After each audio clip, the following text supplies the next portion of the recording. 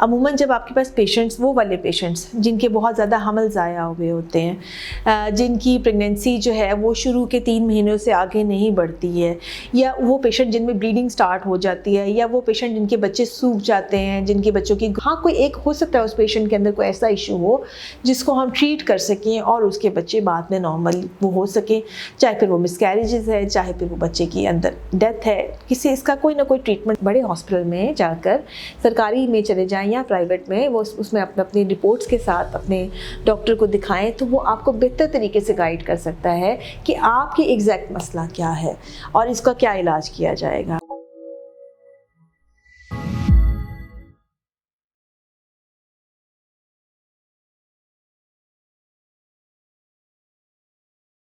अस्सलाम वालेकुम जी। आज हम बात करेंगे कि अठरा जो है वो क्या चीज़ होती है, अठरा का मर्ज़ क्या है, ये लफ्ज़ कब कब इस्तेमाल किया जाता है, इसकी क्या हकीकत है।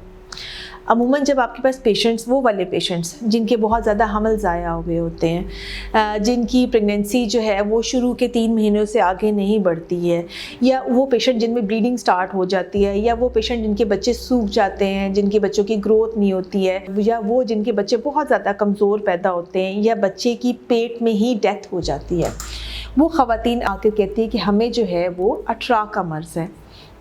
ये अठरा जो है यानी का लफ्ज़ मुख्तलिफ लोगों से मैंने मुख्तलिफ सिचुएशन में सुना है, यानी कोई तो मिसकैरेजेस को अठरा कह रहे होते हैं, कोई बच्चे की ग्रोथ ना होने को अठरा कहते हैं, और कुछ बच्चों की डेथ जो हो जाती है पेट के अंदर, बच्चे की वक्त से पहले, डिलीवरी से पहले या ड्यूरिंग डिलीवरी भी जो है ना, अगर वो डेथ हो जाती है बच्चे की, तो वो कहते हैं कि जी इस पेशेंट को अठरा का मर्ज़ है। अठरा की साइंसी हकीकत क्या है? अठरा जैसा कोई मर्ज़ जो है वो साइंस में, मेडिकल साइंस में एग्जिस्ट नहीं करता। अठरा हमारी किताबों में नहीं है। हम हमेशा कहते हैं कि अठरा जो है वो उसके ना तो कोई इलाज है, ना ये लफ्ज़ हमने कभी सुना किताबों में, ना पढ़ा। इसका मतलब है कि इसकी कोई साइंसी हकीकत नहीं है।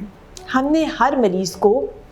उसकी प्रॉब्लम के हिसाब से देखना होता है कि अगर उसका हमल ज़ाया हो रहा है तो उसके पीछे क्या वजह है। हो सकता है उसको थायराइड का कोई इशू हो सकता है उसकी बॉडी अपनी ही कोई ऐसी एंटीबॉडीज़ बना रही हो जो बच्चे को ग्रोथ ना होने देती हो सकता है बच्चा पीछे से ठीक ही ना बनता हो, जैसे जेनेटिक प्रॉब्लम्स होती हैं, तो ये प्रॉब्लम्स उसको फेस हो रही होती हैं। फिर जिनमें ग्रोथ के इशूज़ हो सकते हैं, हो सकता है उसमें कोई ऐसी बीमारी चल रही हो जिसकी वजह से बच्चे की ग्रोथ ना होती हो, कोई ऐसी डिज़ीज़ चल रही हो, कोई जैसे कि एंटीबॉडीज़ की मैंने पहले भी बात कि वो भी बच्चे की ग्रोथ नहीं होने देती, पानी सूख जाता है ऐसे सिचुएशंस के अंदर। तो ये हमने उस वक्त उस मरीज़ को देखना होता है, उसकी इन्वेस्टिगेशंस करानी होती है, उसकी हिस्ट्री पे फोकस करना होता है, उसको एग्जामिन करके फिर बताना होता है कि इस स्पेसिफिक मरीज़ के अंदर क्या ख़ास प्रॉब्लम है जिसकी वजह से आपने इसको अठरा लेवल कर दिया है। अदरवाइज़ अठरा जो है वो उसकी अपनी कोई हकीकत नहीं है, यानी अठरा कोई बीमारी नहीं है जिसको समझा जाता है। हाँ, कोई एक हो सकता है उस पेशेंट के अंदर कोई ऐसा इशू हो जिसको हम ट्रीट कर सकें और उसके बच्चे बाद में नॉर्मल वो हो सके,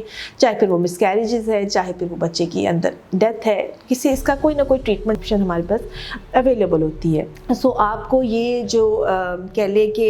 वो डॉक्टर्स तो नहीं यूजुअली होते, यूजुअली आपके वो लेडी हेल्थ हो सकता है विजिटर हो, या जो दाई या सयानी जिसको कहते हैं कि वो आके आपको ये मशवरा दे देती हैं कि औरत को अठरा का मर्ज़ है और उसका बच्चा नहीं होगा, तो वो गलत है। ठीक है, सो आपने बेहतर है कि अगर आपको ऐसा मसला है तो किसी बड़े हॉस्पिटल में जाकर सरकारी में चले जाएं या प्राइवेट में, वो उसमें अपनी रिपोर्ट्स के साथ अपने डॉक्टर को दिखाएं, तो वो आपको बेहतर तरीके से गाइड कर सकता है कि आपकी एग्जैक्ट मसला क्या है और इसका क्या इलाज किया जाएगा। इस तरह के वहम है वो ना पालिए कि कभी बच्चा नहीं हो पाएगा या नहीं है। हमेशा हर चीज़ का इलाज मौजूद है, बस आपको अपने सही डॉक्टर से मिलना होता है और उससे अपनी प्रॉब्लम को डिस्कस करना होता है।